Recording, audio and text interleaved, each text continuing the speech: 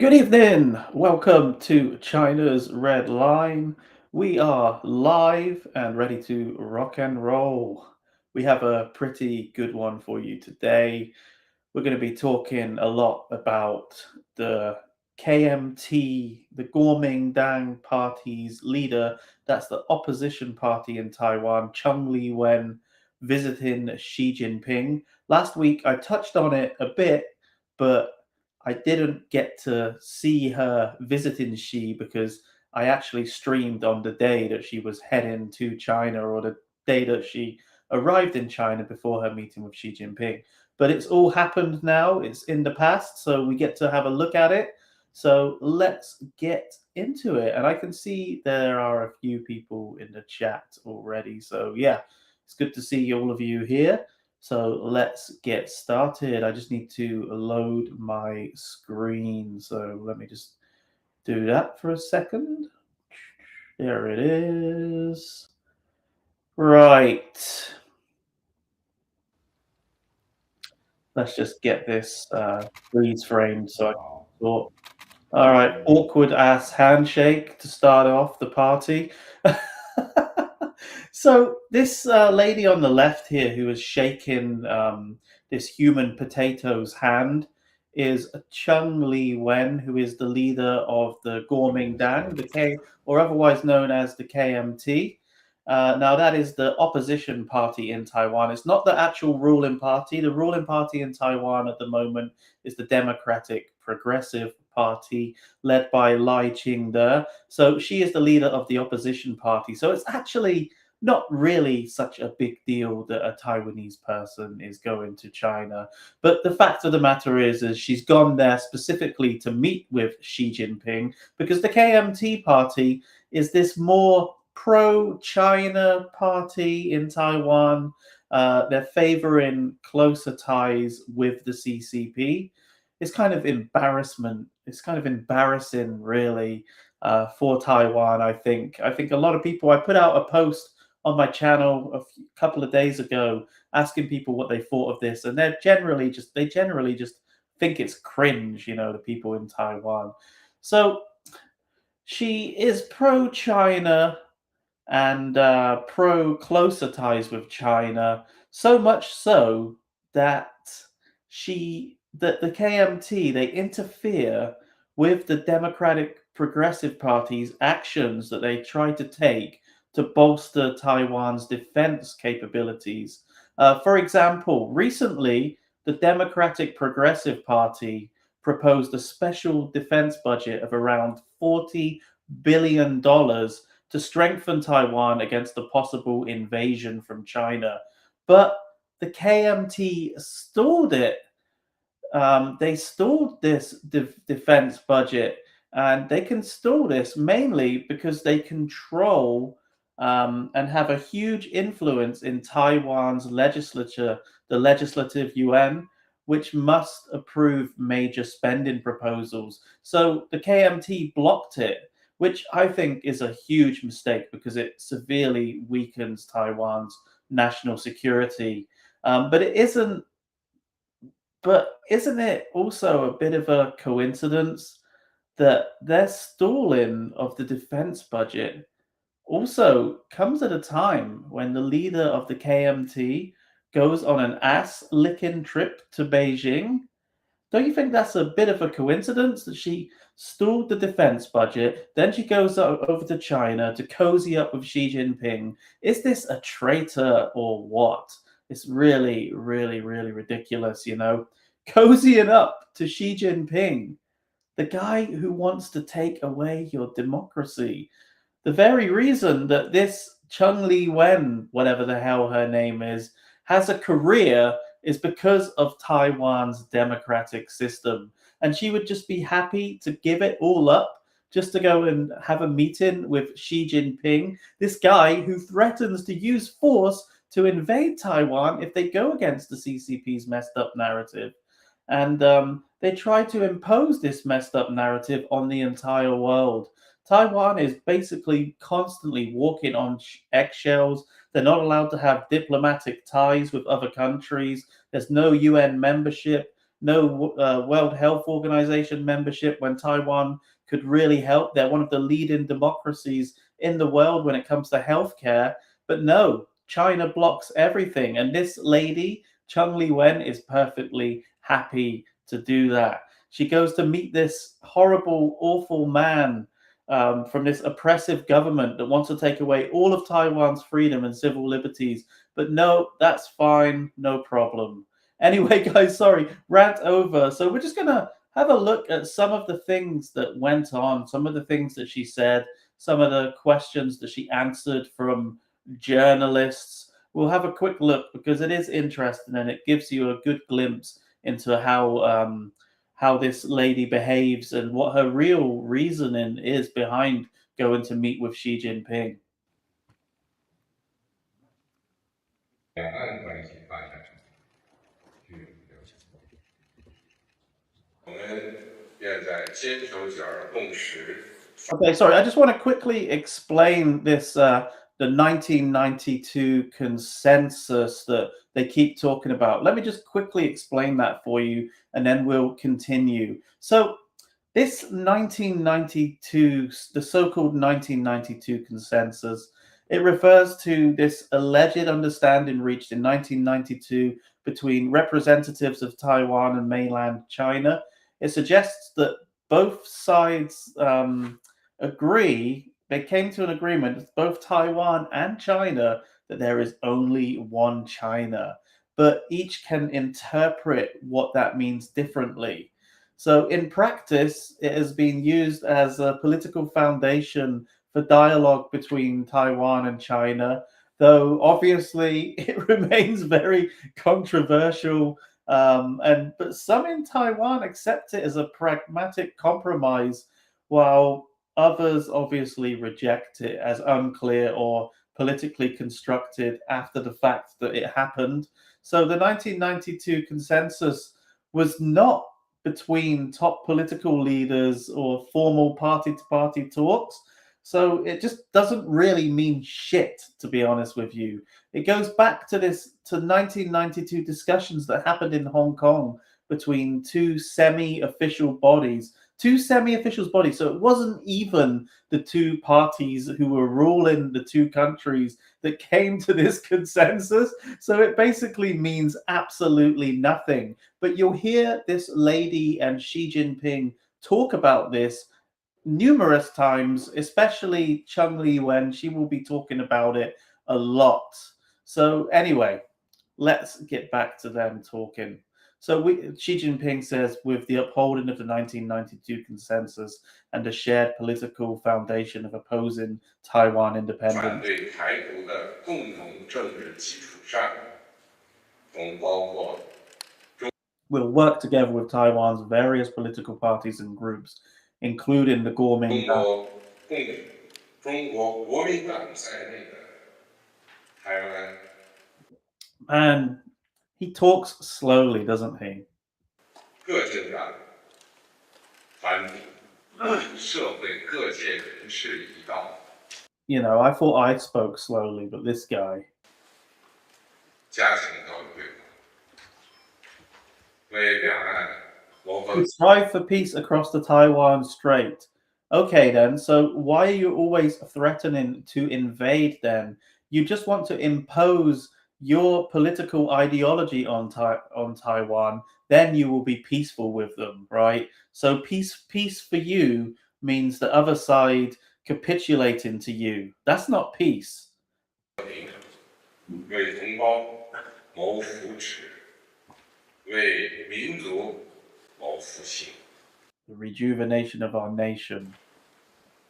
He must be reading his Xi Jinping thought book too much.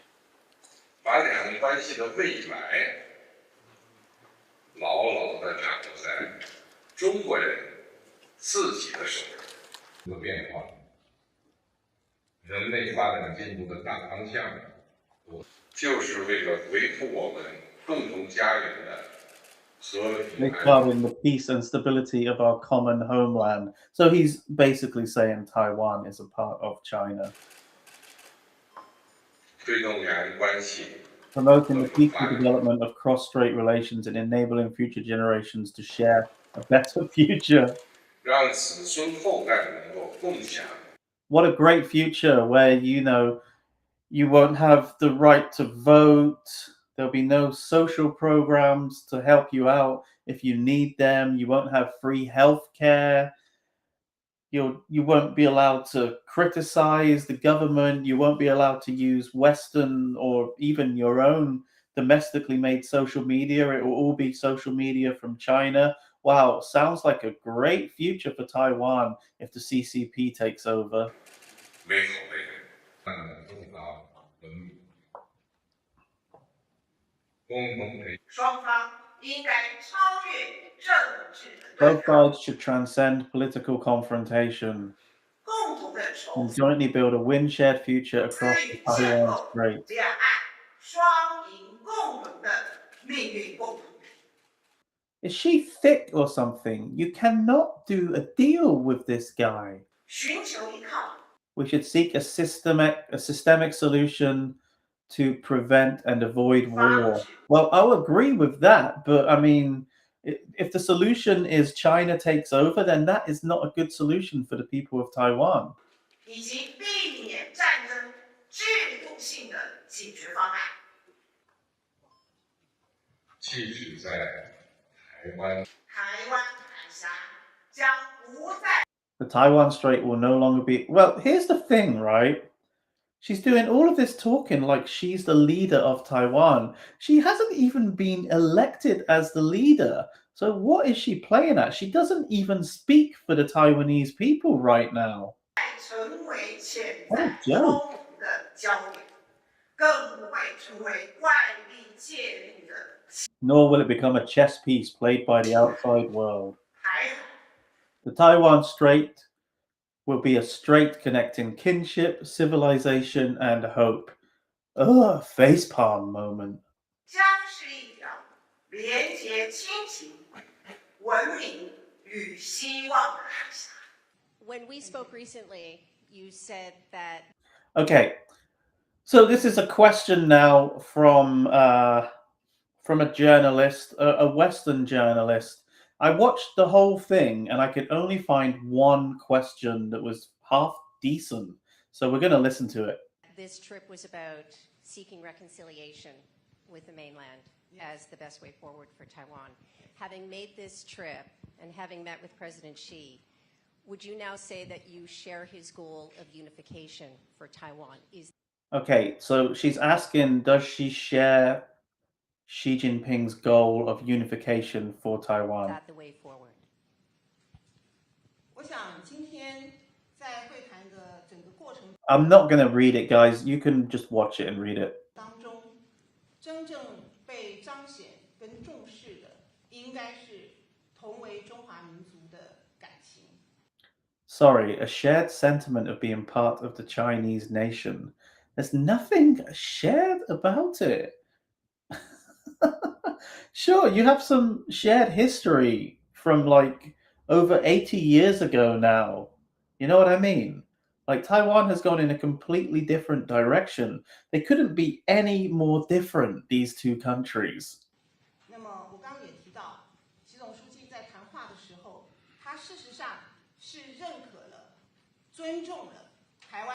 So apparently, her conversation with Xi Jinping respected Taiwan's different way of life and system. Wow, that must be exactly the same way that he respected Hong Kong's different way of life and system, right? Whatever happened to Hong Kong? Oh, no, that's right. Sorry, I forgot. China just moved in and brought in a bunch of new laws and completely took away all of the freedom in Hong Kong. Oh, right, yeah. So I'm sure he's really going to respect Taiwan. 台湾不同的生活方式跟制度，也希望这是相互的。台湾也尊重、肯定中国大陆的发展。 So he hopes Taiwan will respect and praise the mainland's development achievements. What? So Taiwan should respect a bunch of like tofu dreg infrastructure? Okay then. 成就，而且特别的提到了，在这个过程当中，我找一下哈。Let me check. You see, like, she's made notes and everything, but she didn't really listen to Xi Jinping, did she?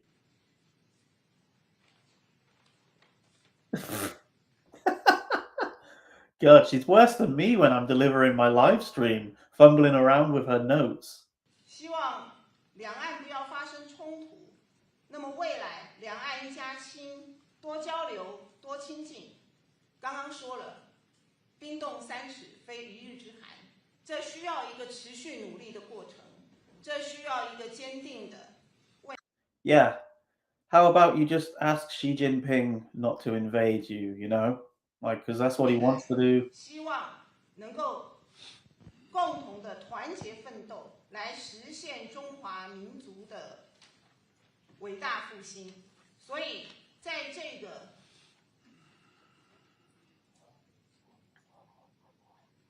过程当中，一件一件走，一件一件做，就所有的事情 She's kind of dumb, isn't she? 一件一件做，这条路一步一步走。我觉得在这一点上面，我跟习总书记还是。It's an independent country, but not United Nations recognized. Yeah. Okay, well, I mean, yeah, it is an independent country, you're right. And just because United Nations doesn't recognize it doesn't mean it's not an independent country. UN recognition doesn't define what a country is. The United Nations does not get to decide, right? Anyway, let's continue. I hope we can move forward step by step. She hasn't really answered the question, right? The question was, do you agree with Xi Jinping's idea of unification, reunification? 在历史上面，我找到了，这边一开始 She doesn't know what she's saying. 其实习总书记就提到了，他说社会制度、政治主张可以不同，但我们共同的祖先、民族的血脉不可切断。那么这社会制度的不同，不应该是分裂的借口。所以 differences in society should not be an excuse for division. Try telling that to the CCP. 我觉得这是一个很重大的善意的释出。我们务实的面对两岸长久历史发展之后，存在了许多的不同，但今天台湾的成就跟大陆的成就都是中华民族。So Taiwan's achievements and China's achievements are both part of the Chinese nation. 非常伟大成功的成就，我们彼此欣赏，彼此尊重，甚至可以 Still hasn't answered the question. A typical politician, right? 彼此学习，未来有合作的更大的机会。No, the question was, do you want unification? 把现在两岸已有的成就更加的扩大，不只造福两岸，还要造福人类。所以对您的回答，我们希望巩固、奠定和平稳定的关系，在这上面一件一件事情做，一步一步稳定。So it sounds like they both want different things. You see, Xi Jinping wants unification. He will invade Taiwan if he has to. Whereas Xi just thinks that this is some sort of meeting with the leader of another country where they can cooperate together. She has been royally duped. Is she really this thick? Oh, all right, let's just freeze frame it on her stupid, shit-eating smile. Hold on.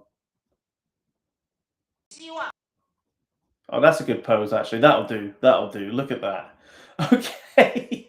So, man, what she's doing is just absolutely ludicrous, in my opinion. Taiwan is a democracy. It has open criticism of the government, free media, competitive elections, and so on and so on. Under a one-party rule of the Chinese Communist Party, we all know that speech is heavily censored. Dissent is restricted, and journalists and activists can face punishment for even criticizing the government.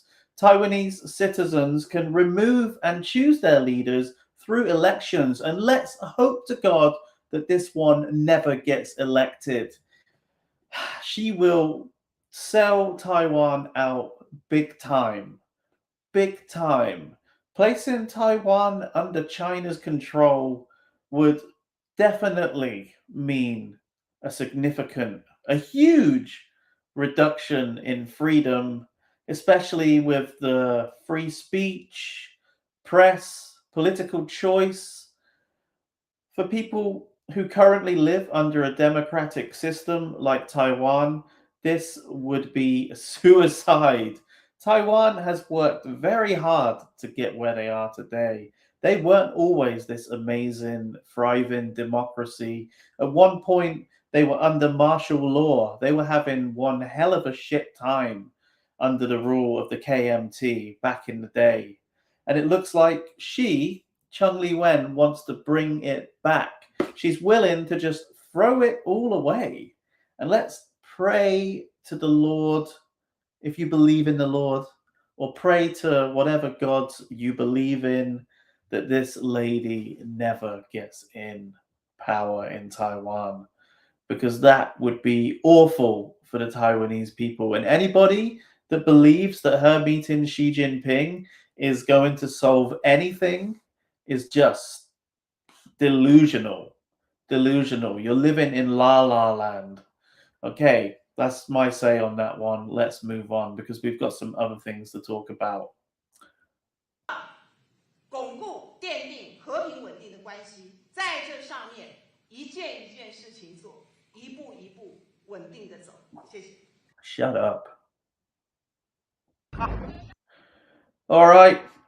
We have a China autonomous delivery vehicle fail because we all know how China loves to brag about how they're living in the future and they have all of these autonomous delivery vehicles, robots and AI, and it's just going to take over the world. And the West is millions of years behind futuristic China, right? And their stuff never fails. Oh, wait, what a surprise. We've got another fail video. Here we go.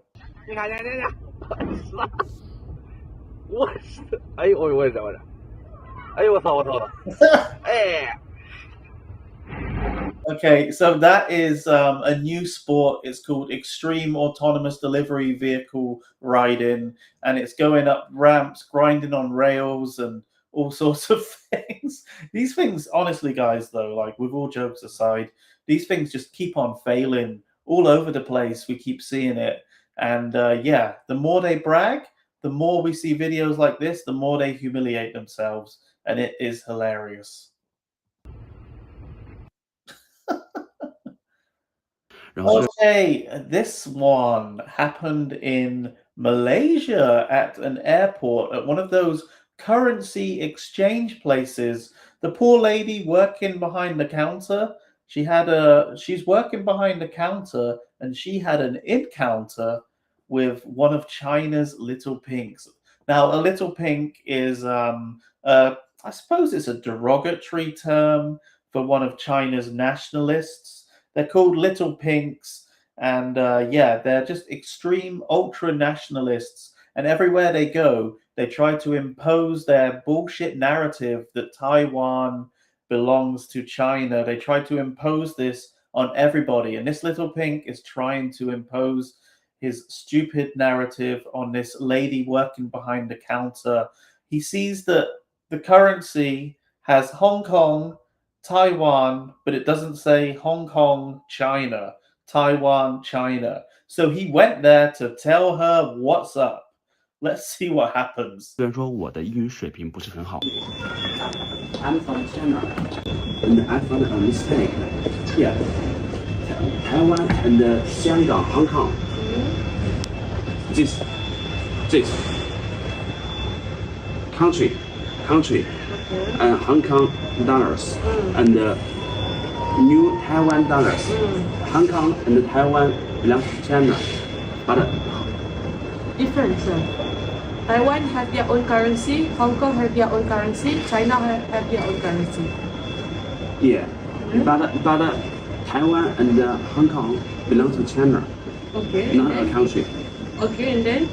Just your company. So this is a currency. Taiwan have their own currency. Hong Kong also have their own currency. This is currency. This is not country. Yeah, this is all currency. You see, Hong Kong have their own. This is Hong Kong money. Yes, this is Taiwan money. Yes. And then so this one just this one is for Taiwan money. This is for Taiwan money, and then this is for Hong Kong money. That's it. Not the country. But this country is not a country. Nah, and then this one represent the country. This is represent the currencies. 只是现金的区别， It's 货币的 cash. 区 Cash. Okay. Do you know Taiwan? Yeah. You think it belong to China? We know. Oh. Capital. All we know, sir. Because we have every time person want to change the money, we have swipe the passport. So even the Taiwan have their passport Taiwan, but they state the Taiwan, and then in the column got China. We know about that. Okay. So no worries. Okay. So, Yeah, because every different. I know China have their currency. Taiwan have their own currency, and then Hong Kong have their currency. That's why. Even one country, but it got 3 different currency, right? This woman behind the counter is clueless. She says she's agreeing with him that they're one country. Or I think, she's trying to be professional. She's probably just trying to get rid of this absolute gimp. Over the years, I've learned to choose my battles, and this is just an absolute pathetic thing to do. You're at the airport, you're just going to change some currency or whatever. You see that, and you're just making a big fuss over it. It's actually really petty and pathetic. But this is what a lot of these little pinks are like. They just get petty and pathetic. And I've had quite a few encounters with them. It's just, why bother? Why does he care? Does he think that he's going to get them to change it there and then at the airport? Oh man, it really is just so pathetic that they do this. And this lady working behind the counter, she's probably experienced this before. She's like, oh no, not another one of these little pinks. Oh my God, what is their problem? And it's funny, isn't it? It's funny because Taiwan does have a separate currency. It has a separate passport. It has a separate military. It has borders, separate government, separate everything. Even the language is different. They have traditional characters. They don't use simplified. So all of these things just prove that Taiwan is not a part of China. And that currency being different, that's just one of the many reasons. This guy is just probably mad because he knows that Taiwan is a country. And the more they do this, the more they try to change the narrative, the more they do kick up a fuss like this guy. It's like the Streisand effect. More and more people are going to see how ridiculous these little pinks really are. And I hope one day a video like this will go viral again, like the whole Dr. K incident. We will see, that incident showed us how petty and pathetic they can be. And this one just highlights it even more. And we keep seeing clips like this. I keep seeing this kind of clip, and I'm just going to keep showing it every time just to show you guys how goddamn annoying they can be. Nationalism from any country is annoying, especially nationalism that tries to impose their bullshit nationalism on other countries when you're in other countries. That's right. It's not their country. We know about that. No worries. All right, what have we got next? Yes. Oh God, why did that not play? Well, God, sorry, I'm gonna have to take that back. All right, guys. Yeah. So there's this clip, and I'm not going to show it on the stream because it is too graphic. Yeah, it's pretty bad. Okay, but it's on Twitter, on X, from the Great Translation Movement. If you really want to go and see it, then yeah, you can look at this post here that I've put up here. And if you're really smart and you use X or Twitter, then you can go and find it. Okay. So there was an incident of random killings which occurred at the entrance of a primary school on Chongqing Road in Shuyang, China. At least a dozen students lying on the ground at the scene. Their condition has not been confirmed yet. These incidents happen regularly, but are they included into crime statistics, or will these be regarded as isolated incidents? Until the government face the fact and don't cover up, these issues will persist. So this is another one of those revenge against society attacks in China, which refer to random acts of violence. For example, like mass stabbings or car attacks carried out by individuals who feel wronged by society, and they just target strangers to take out their revenge against society, usually children. It's very sick and it's very disgusting. These are lone attackers usually, and they vent their personal grievances through indiscriminate violence, like I said, against children most of the time, because, they feel like society has wronged them. So who can you take it out on? Who are like, the pillar of society is children, right? Parents love their children. So if you want to get revenge on that society that you think has wronged you, you take out the children, and it's fucking sick. It's disgusting. And this is a problem. This is an epidemic in China. You hear about it all the time, right? But a lot of media doesn't really cover it. And there's been a few articles about it here and there. But to the extent that it happens, you think that it would be covered a lot more than what it is. So the Chinese authorities work their ass off to suppress it. Because, like we know, the Chinese Communist Party tightly controls information to try and maintain what they call social stability. And they want to avoid these narratives that suggest widespread discontent or systemic problems. So basically, sweep it under a rug and hope it goes away is their method for dealing with this. And it's bullshit, because it keeps getting worse and worse and worse, and we keep seeing a hell of a lot more. So let's look, because there's this clip that I found. If you just give me a second to play it.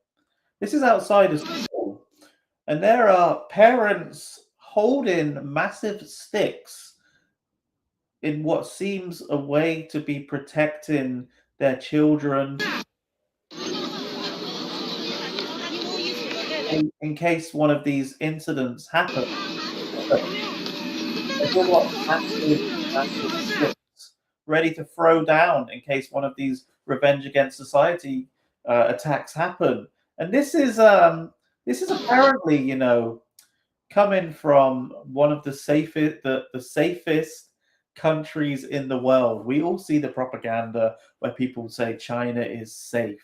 China is the safest country. And, when you can go out at night after 12 o'clock and you won't get mugged by somebody, your phone won't get stolen, you won't be attacked.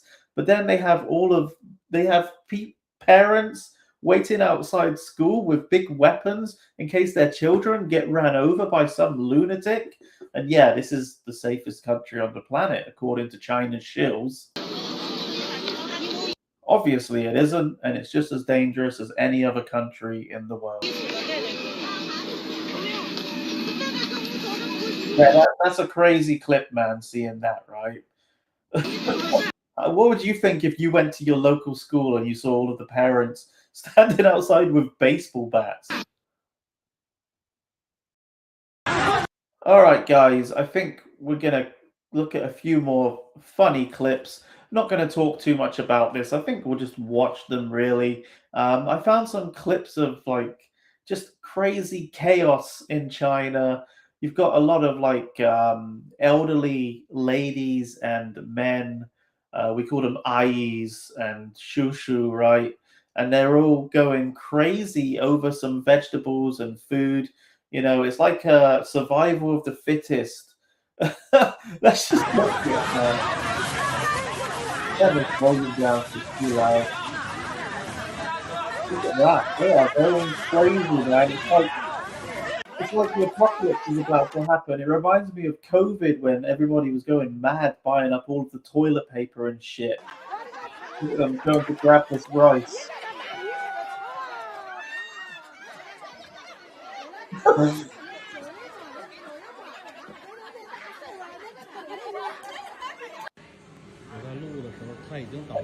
Lady in IKEA just taking all of the paper. If it's up for grabs, these ladies will grab it for sure. Anything free, they'll just go for it, man. Trust me, I lived in China for 7+ years. I saw this a lot.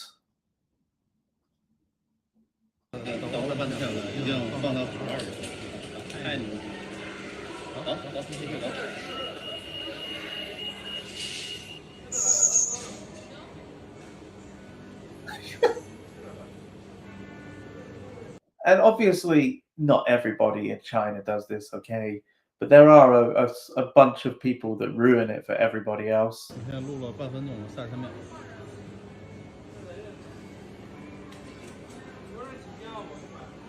Trust me, if it's free, if something is for free, it will be gone. Seconds.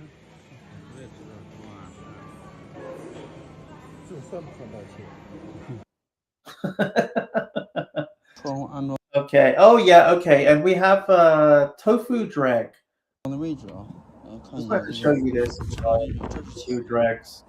Look at that. That's holding the window on, and it looks like it's made of polystyrene. Screwdriver goes right through it. 换窗户啊，真得找一个靠谱的。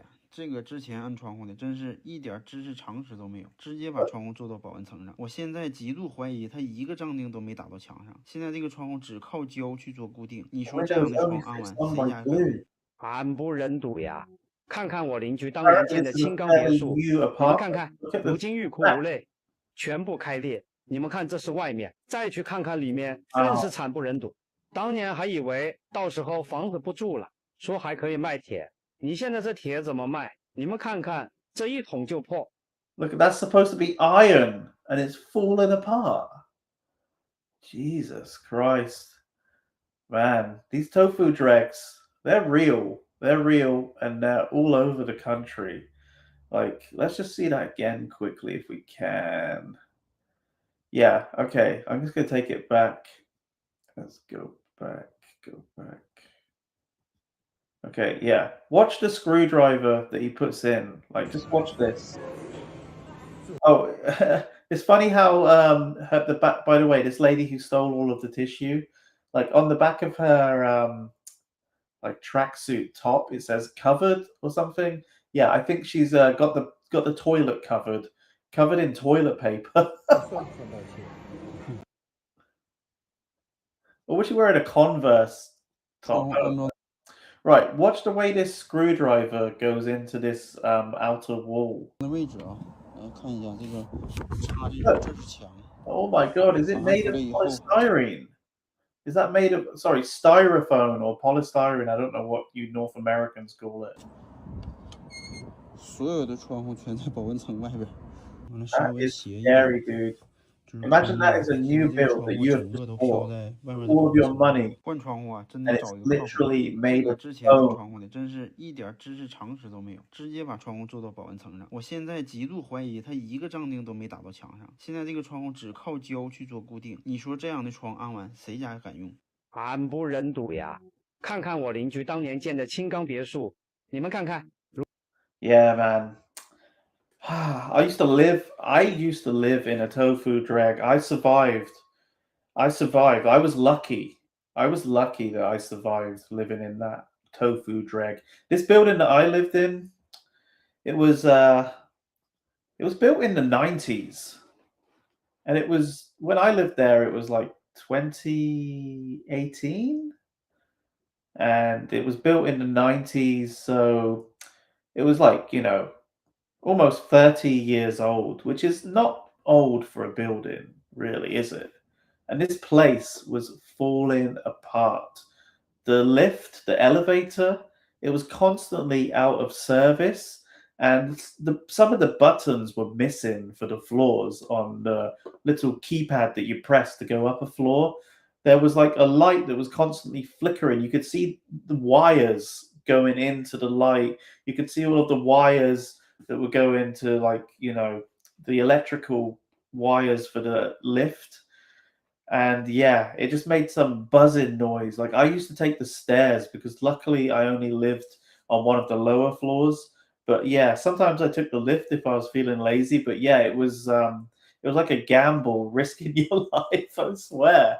And yeah, it was horrible. I've showed it in the past on one of my videos on my Team Taiwan UK channel. You've probably seen it, but yeah, awful, awful times. These tofu dregs are real, man. They're real. Although some people will say that it's being exaggerated, but we see so many clips coming out of China of just awful infrastructure falling apart.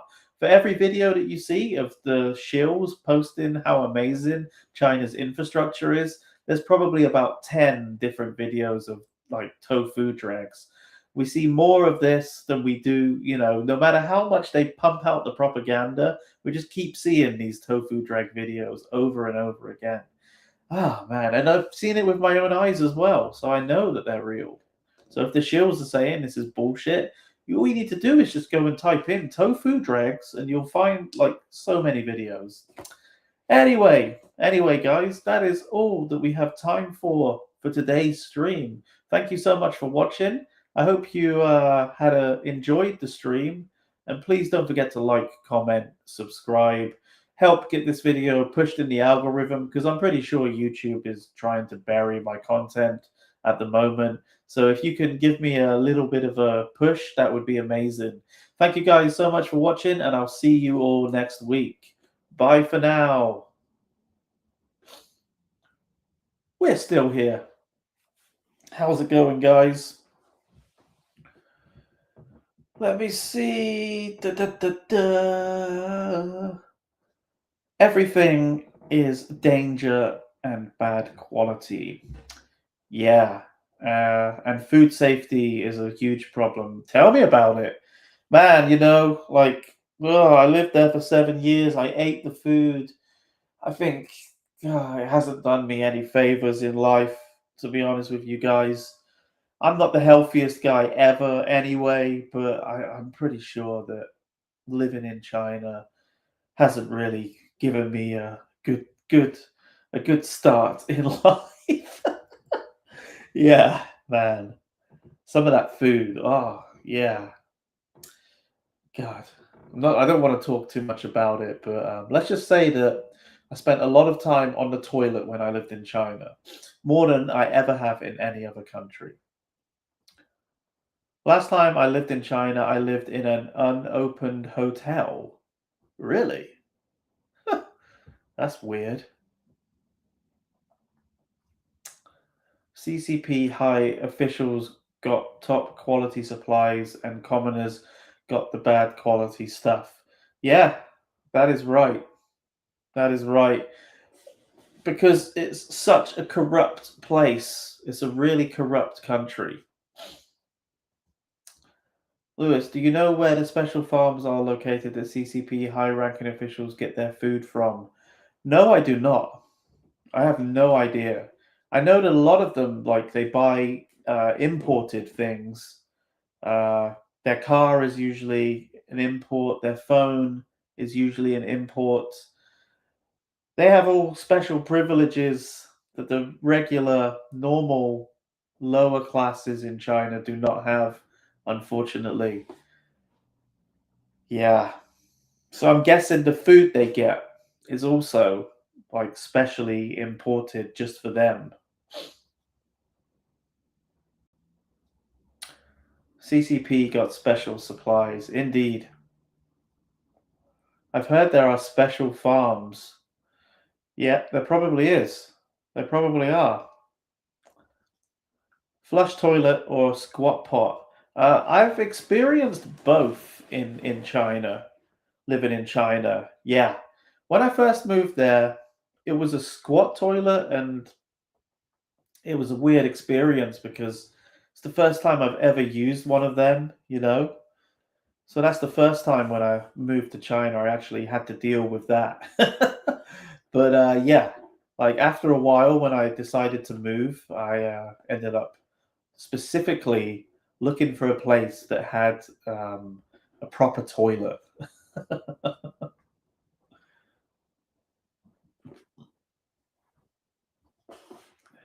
We had a little pink in here earlier, but he was ineffectual. Did we? I didn't even notice, man. I think sometimes it's best just to ignore them and they bugger off. Like, I didn't even notice. What was he saying? They had their special farm and water and drinks. He sent 3 messages. Yeah, I totally did not see a little pink, but yeah, man, I was busy anyway. I wasn't really looking at the chat. What a gimp! I hope you gave him some grief. Liu Yuning is a surprising choice for Coca-Cola spokesman. He was the second male lead in the long ballad and was trying to kill the female lead for most of the series. I don't even know who that is, mate. You're always busting out these these things about drama series and stuff that I have no clue about them, mate. But it's cool that you do. It's cool that you watch them. But yeah, I don't even know who that is. I always managed to hang on until I found a sit down. Well done. It was pretty close a few times. Dude, it's like you do shit on the side of your shoes until you work out how to do it. And when you get used to it, it's actually not that bad, you know? It's not that bad. You kind of get used to it. And it just becomes normal. That's the problem with China, is like the things that you don't want to become normal as well, you know, like pushing into a line, for example, you know, not queuing up, it becomes normal. People shouting at the waitress and waiter when you're in a restaurant, it becomes normal. People pointing at you and calling you a foreigner, it becomes normal. And you don't want those things to ever become normal. But they do. Like they do, and you start to sort of take on some of these like awful, like rude thing that you would consider rude. You start to do it yourself sometimes, and then you step back and you're like, no, I do not want to do that. You know, like yeah. For example, like I did find myself in the restaurant sometimes. In the restaurant where I live, they'd be like, so if you want to order your food, you sit down and then you shout the waiter. So you say "fuyor, fuyor," like, which means like waiter, waiter, and that's the only way that they come. So I would find myself doing that and thinking, shit, man, this is so rude. But yeah, survival of the fittest, right? I did squat once, but that was in Germany. Yeah, I think I did it in France. I once had to use a toilet where on the way to the train station in Beijing, they dropped me off at a communal toilet. All squats were occupied and the throne was at the end, but I had to go. Yeah, when you got to go, you got to go. Like I said, man, you get used to it and you just do it, don't you? You just do it. I just stared straight ahead and ignored everyone on my side. Yeah. I remember seeing one of those communal like the crap conga line. It's called the crap conga line, you know. Hey, everyone's taking a dump. The shitter conga line. I saw one of them in Beijing at one of those hutong places. It was just like a row of like squat toilets, and you walk in and there's like dudes sitting there smoking, and yeah, I just held it, honestly. Like I didn't need to go that badly, but I wish like I had a video of that. You know, when you sort of the door opens, Nobody looks at you. Nobody gives a shit. Well, they do give a shit. They're taking a shit, but nobody looks at you or anything. It's just like weird. And then if you sit down and you do make eye contact, yeah, it's awkward as hell. Oh god, the good old days, the good old days. Oh man, I'm so glad that I left China. Really, really am. Oh god, yeah. I think I made the right decision in 2020 to get the hell out of there. You know, at one point when I did leave and the whole COVID thing was happening, I did think, oh, I should have stayed. I should have stayed. You know, because I quit my job. I left. I had some savings, but I was pretty broke, to be honest with you. And I just quit and left. And at one point, I was like, oh, I could still be earning the money, you know. But screw it, man. If I didn't do that, I never would have went to Taiwan and never would be doing this, what I'm doing right now. I'd still be working in an ESL environment, some way. Maybe not teaching, who knows, maybe management, something like that. But yeah, I don't know if I'd still be there, but maybe, maybe. Who knows, man? If COVID didn't happen, right? If COVID didn't happen, I might not be here doing this live stream right now. I'm not that well traveled, I guess. I have only been to places with toilets. Well done. That's good, mate. I'm happy for you. You never experienced the conga shit line. The troughs were in all the schools. Ugh. Yeah, dude. I remember one school that I worked at. It was like, so I worked for like a training center where I would teach a lot of lessons in-house, but they would pimp you out to these public schools, yeah. And it was illegal to do that, but they still fucking did it anyway because they didn't give a shit, right?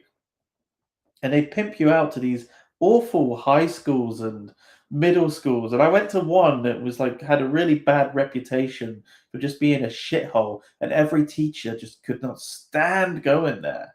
And oh my god, those toilets were vile in that school.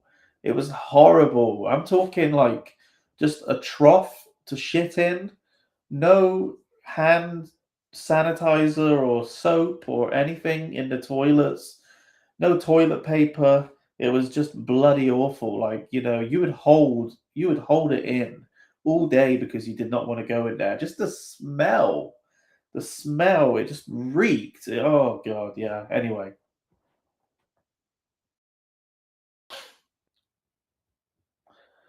I really couldn't imagine remaining in China. Yeah, well, I was there like when it all kicked off. And yeah, that was really what made me decide to get the hell out of there. And thankfully I did. I lived on several farms in the south of France without plumbing. Yeah, yep, it's still like that in some parts, you know. I was supposed to return to China in early 2020, but I lost my nerve when I started hearing rumors in January of that year. Well, you lucked out, dude. You didn't even experience it, man. You didn't experience it. Yeah, you totally dodged a bullet. Totally. I was there when the whole thing kicked off, dude. I went to Beijing for a little holiday, and then during that holiday, that's when it all started happening. I had to go back to Dalian, which is where I lived. Had to take a train back, and it was really quite a worrying time. Very stressful. Very, very stressful. And yeah, I ended up coming back to the UK. I think it was March of 2020. And that's when I decided to apply and go and work in Taiwan for a bit. And thank God I did. But yeah, it was definitely the best move that I ever made. Definitely. I finally got to see Taiwan. I'd always wanted to go to Taiwan, but never really got around to it, you know. There was a plan. I was going to go to Taiwan in 2018, at one point, but yeah, it was with an ex-girlfriend, and we didn't go for some reason. And yeah, but I'm totally glad that I went in 2020, experienced the awesomeness that is Taiwan, and realized, well, didn't realize, but I always knew that it wasn't a part of China, but it just confirmed that belief in my head. It confirmed my belief knowing that Taiwan is not a part of China. How difficult was it getting to Taiwan during COVID? Yeah, it was a pain in the ass because, you know, I got back to the UK from China in March of 2020, and I didn't go to Taiwan until December of 2020. So yeah, I was stuck for 9 months in the UK trying to get to Taiwan. One of the times, I was ready to go, ready to rock, but then all of a sudden, like they kind of like tightened the borders a little bit more, and it was more difficult for the school to hire me and get all of the paperwork done. So then that didn't that fell through, and I was stuck in the UK. And then I tried to go again one time and didn't get there, but eventually things got a little bit easier. Restrictions in the UK started to lift, and I ended up going there. And yeah, it was great. But yeah, it was really difficult, dude. Really difficult. But thankfully, all of that's way in the past now, and we don't have to worry about that. I think a lot of people are even starting to forget about the whole COVID thing, aren't they? It's weird, isn't it? It's weird how it really impacted the whole world for several years, really, when you think about it. And now it's sort of like history, and people aren't even talking about it. They're really not talking about it, which is, I think, is crazy, man. Especially because it was China that did it. It's where it came from, right? Initially, the Wuhan virus, as we like to call it. So yeah, crazy times, but it's over. Thankfully, I'd like to say it was a good time, but it wasn't. It was a horrible time. And yeah, we're still seeing the fallout from it now, aren't we? A lot of businesses closed here in the UK. A lot of things didn't survive. A lot of people died. Elderly people in care homes. We had our bumbling idiot Prime Minister Boris Johnson just screwed it all up for everybody here in the UK. Had his parties telling everybody to stay at home, don't spread the virus, and then he goes and has a party. What an absolute buffoon that man is. What a twat. So yeah, anyway, whatever. Would like to live in would I like to live in Taiwan? Sure, why not? I would live in Taiwan. I got to go back there at some point. One of my friends. Oh, by the way, if any of you guys hear about any jobs going in Taiwan, let me know. Because I got a friend who is interested in going to work in Taiwan, teaching. So yeah, Barry in particular. Barry, if you know anybody who is recruiting or looking for a job, looking for a teacher, let me know, mate, because my good friend Chris, he wants to move to Taiwan. He's looking for a job right now. So yeah, he's in Canada at the moment, but yeah, he'll be able to go to Taiwan soon, I reckon. So yeah, let me know if you hear of anything, or if anyone else knows, please let me know, because yeah, Chris would really like to go and live there.